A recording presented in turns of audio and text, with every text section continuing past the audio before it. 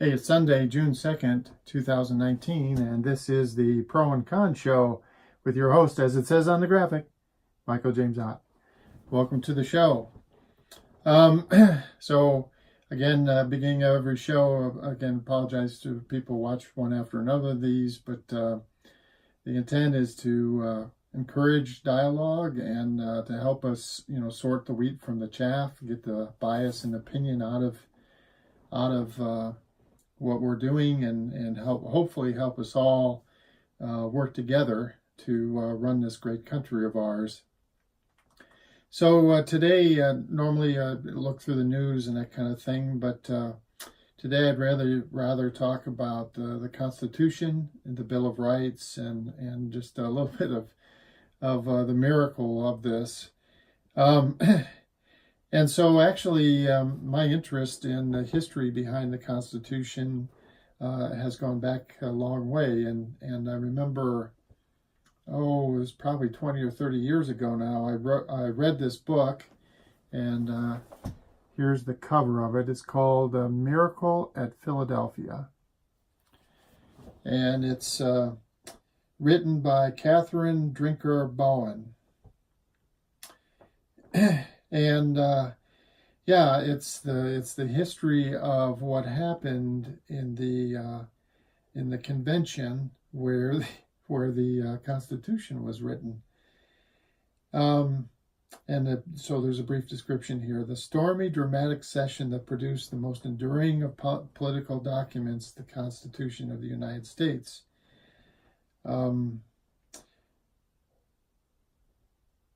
It's a National Book Award winner, and then in here they suggest that it should be required reading for every American, and I would actually wholeheartedly agree with that. People have a lot of opinions or a lot of emotion around the Constitution of the United States. It is, from my view, and I think from many people's views, it is a brilliant document. But from the very beginning, they knew that it would be flawed, and they also knew that changes would need to be made over time. So, sometimes I will be watching television or reading an article in the newspaper or something, and and someone will sit there and they'll say, well, the Constitution is,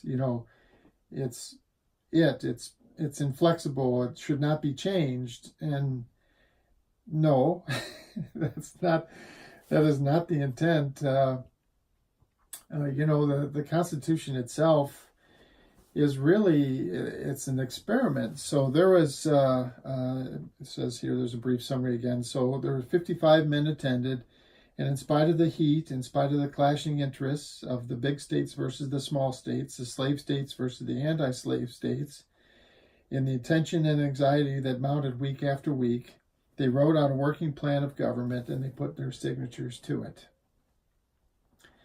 If you read this book, and I really strongly recommend that you do, maybe get a hold of it and read it again myself. So the delegates that went to this, they were actually originally asked to change, improve. I want to say it was a document called the Confederation of States. I could be wrong about that. Again, it's been a long time since I read this book, but that's what I want to say is true.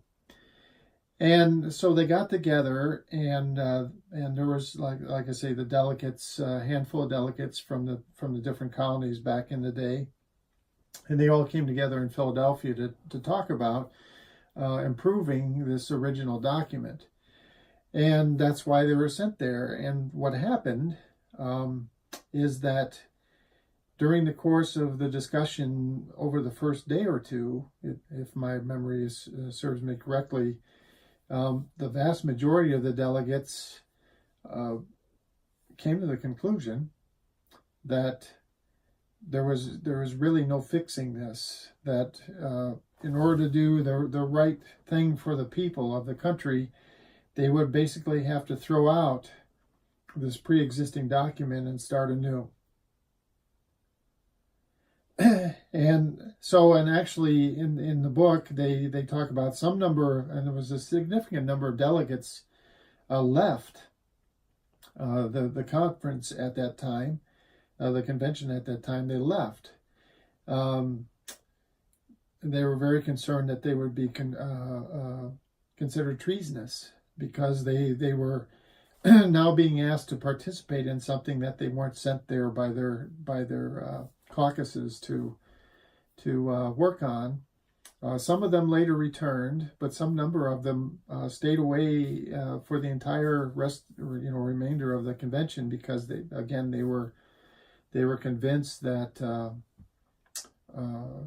they might be committing treason against their fellow colonists by continuing to attend this. And then, of course, this huge debate rages on over a period of weeks. And it's the debate that still, is always going to be here today, and every day forward until the end of humanity, as far as I can tell. We have a society, and there's a need for governance and consistency of some kind. And so, in order to establish some kind of consistency, some kind of reasonableness that people can rely upon, we come together and we establish a government. Okay, government. We are basically saying there is an organization which we are going to promote and adhere to and administrate, and that organization exists for the benefit of all the individuals, because it is going to be the keeper of the rules, basically. The rules that prevent just utter chaos, because the reality is that, okay, come on, adults.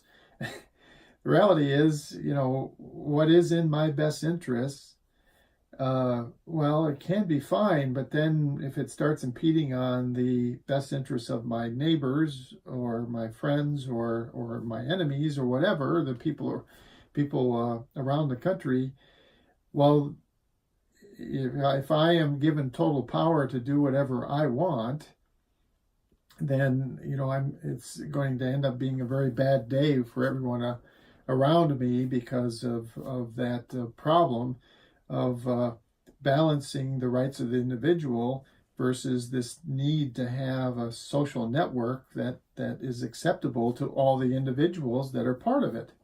Okay.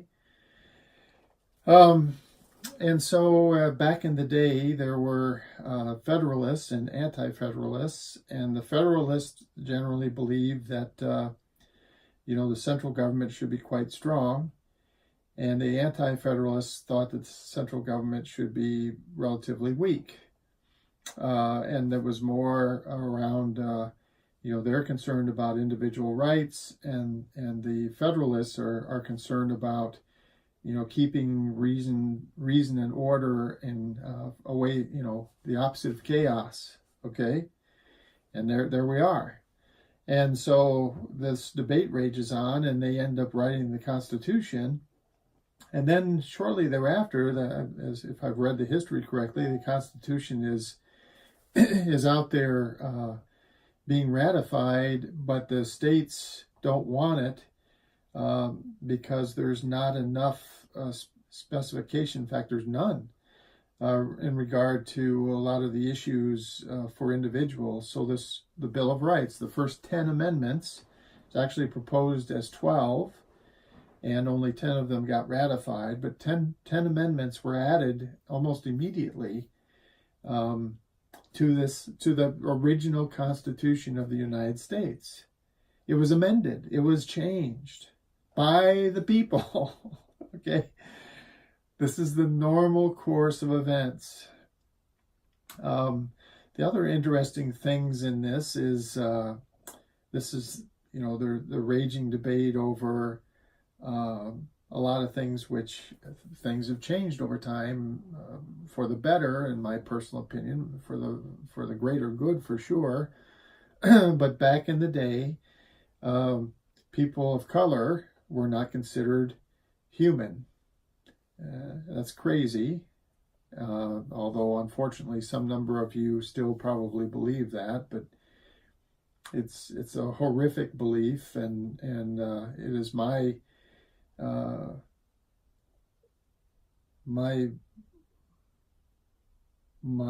desire and my hope and my belief, I guess, all of those things, that given some education, I think a lot of the people that still believe that way would hopefully change their view on that. But where does anyway? So the point is that there's two main points. So one is that the Constitution is actually made to be changed, and the view of how we work together and what is and is not right and appropriate changes with time. Okay, with the evolution of our society and the evolution of our knowledge and understanding, we change how we govern ourselves. Okay. And so I'll say again, this importance of the pro and the con, the good and the bad. So here's a coin, and it's a dollar coin actually. And it's got a image of Washington on one side, and it's got an image of the Statue of Liberty on the other. And rather than try to show you the small coin here, there it is, Washington on one side and the Statue of Liberty on the other.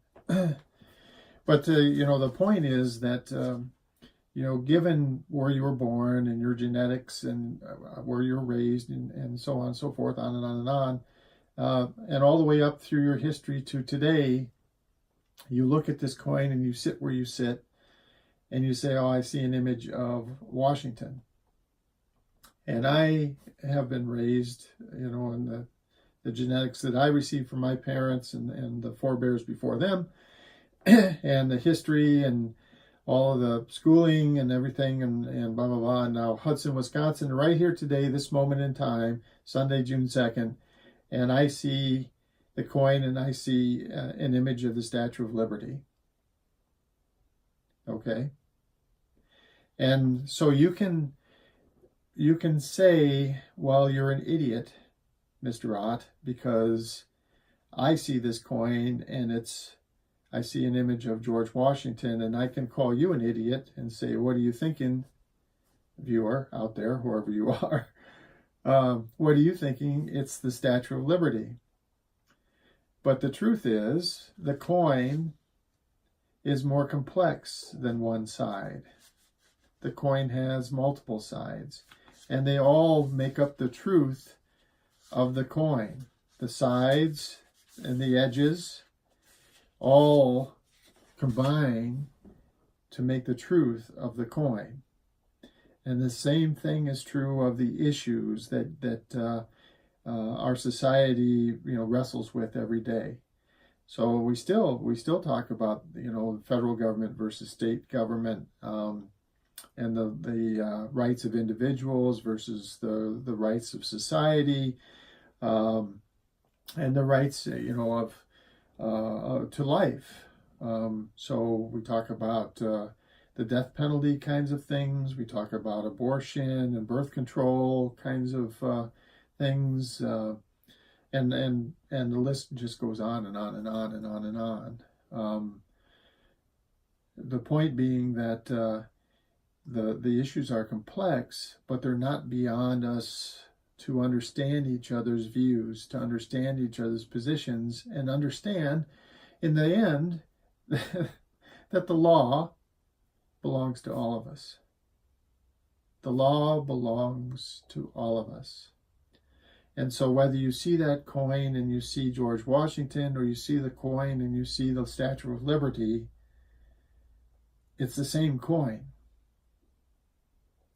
And we, you and I have to step forward and agree to what we're going to do with that coin. We have to do this because that's how society works. That's how governance works. And so rather than yell and scream at each other about how we're idiots over whether we see the Statue of Liberty or we see the image of George Washington, instead we need to look at these issues and understand the viewpoints, why we have them. Why do you see George Washington? Why do I see the Statue of Liberty? Why do we see it this way? And then how do we bring that view together so then we see the whole picture, and then we decide we can be fully informed, the pro and the con, the good and the bad, the for and against. We can be fully informed and we can decide together what is the appropriate way to go forward. And it won't be easy, okay? The Constitution took weeks to iron out, weeks and weeks and weeks. But what a great, in the end, what a great framework for government came from that effort, right? We have to take the time. We've got to take the hours from the month, the days from the year, that it takes us, you and I, every one of us, to understand the issues. And then, given that there's 340 million of us and growing in this country, and 7.8 billion or something close to that around the world, what are we going to do going forward? Under one law, under one structure. Well, again, my name is Michael James Ott. This is the Pro and Con Show. Airs every day at 6 p.m. On occasion, it's not live. Unfortunately, 6 p.m. Central, by the way, 7 p.m. Eastern, 4 p.m. Pacific. On occasion, it's not live. Something will happen in my schedule, and I won't be able to do the show live at the appointed hour. But I hope you watching this video, and I hope you'll look at past videos where we cover various issues in the news and future videos. I hope that the whole of it helps all of us come to a better understanding of each other and a better understanding of how to move forward hand in hand to a future that we can all be proud of. Bye for now.